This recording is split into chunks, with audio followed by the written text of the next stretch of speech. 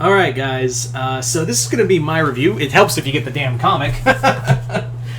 As always, I'm always professional in this show. We're going to do a comic review of Big Girls from Jason Howard over on Image Comics.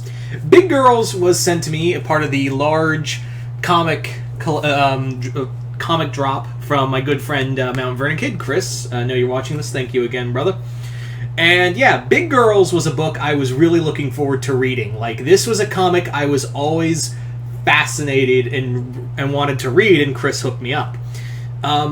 Big Girls is Jason Howard. For those who don't know, you'd probably know him better as the artist for such comics as a lot of Robert Kirkman collaborations, such as Invincible. He did The Astounding Wolfman. Excuse me. He did Super Dinosaur, and he's done a lot of Image work.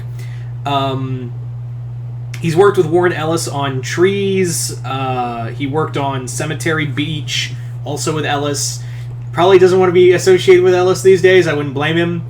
But yeah, he worked exclusively with Kirkman on Super Dinosaur and Astounding Wolfman.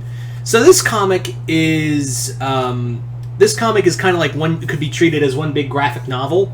And honestly, like, this could, if you just didn't want to read any more after reading this, it's all right. Like, it feels like an open shut story. Although, yes, I know this is volume 1, and I do want to check out volume 2. If you weren't interested in reading further than that, if you had no intention of, like, reading further than that, that's okay. Like, this works as, like, a standalone story. It does leave off for sequel bait, but, like, not by much. Like, it's, like, I think Jason Howard knew, is like, if I didn't have time to write the next book, or the next series of comics, I could just stop here. Like, it's kind of refreshing not to have a comic that feels open shut, and not try to do sequel bait when you don't know if your book is going to continue or not. It's kind of nice.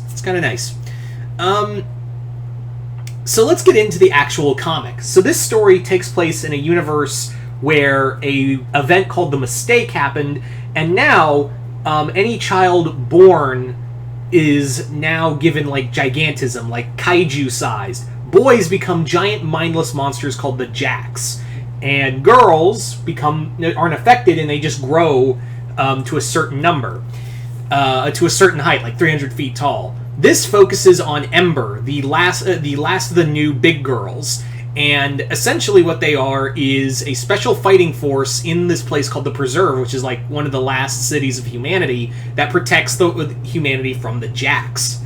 If this sounds familiar, then don't worry. It's a vast majority of kaiju plots. Like, this is like Evangelion. This has obvious ties to, like, Evangelion, to Pacific Rim, to literally, like, any kaiju thing you could think of, except instead of mechas, it's actual giant women. So yeah, please put your, Steven Universe giant woman song joke in there. You'll be the first of 100 to do that.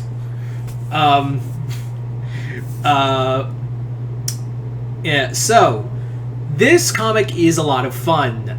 Like I just finished saying, is that one of the major things about this comic is that this is, like, if you already like Power Rangers, Pacific Rim, Evangelion, yeah. In fact, like, the more I thought about it, the more I'm like, man, this does have a lot of, like, Pacific Rim in there, but instead of, like, Gypsy Danger's a giant woman who's punching and killing monsters.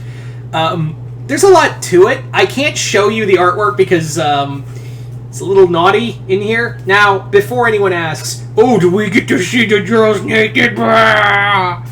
No, there is nudity, but not what you want.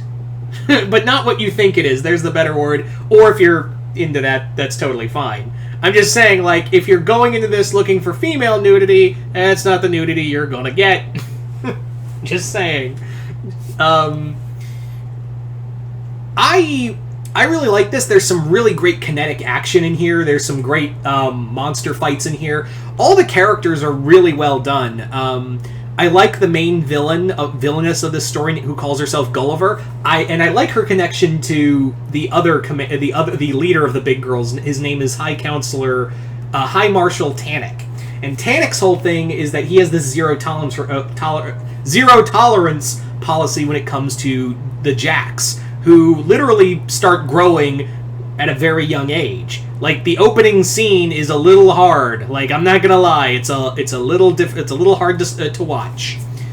Like I said, Jason Howard does a great job of doing some really great action sequences with them. It really does look like he is clearly a kaiju fan, with some of the dynamic fighting in here.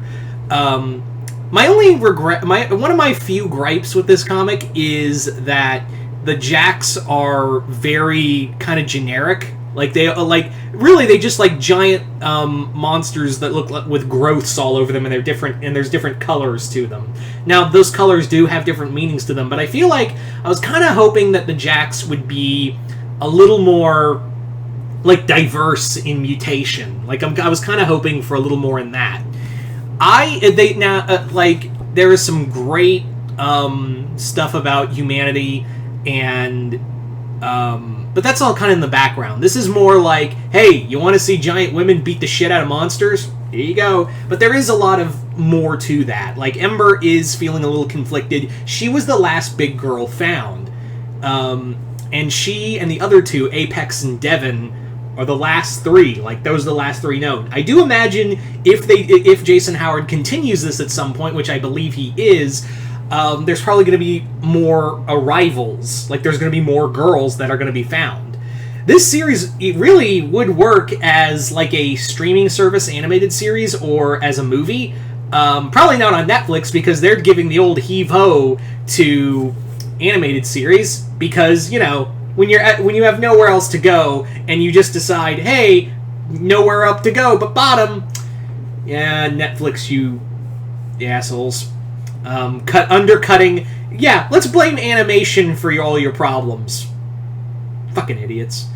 But yeah, this could work as a movie. This easily could be done as like I would personally want it as an animated film. That's just me. But it'd probably work as like an animated series or movie. Probably see it on Netflix or something of that nature. I think this is really good. Like I said, I've been saying throughout this comic review, if you enjoy things like Pacific Rim, like Evangelion, like Power Rangers, you're gonna like this. The world building's pretty fun. It's nothing you haven't seen before. The action's really solid. Yeah, it's just definitely, and for $14.99 in the US, under $20, yeah, I'd say it's a good deal. I say it's a really damn good deal. And like I said earlier, this comic could, if you don't want to read further, like, yeah, it feels like an open shut story. Anyway, so there you go, guys. My glowing recommendation for Big Girls. And once again, Chris, I'd like to thank you for sending me this comic and the others. Anyway, so you guys, yeah. Just comment below, let me know if you've read this, and as always, if you haven't already, hit the link below, head on over to my Patreon. Other than that, I'm Mr. Multiverse. I'll see you next time in the Multiverse.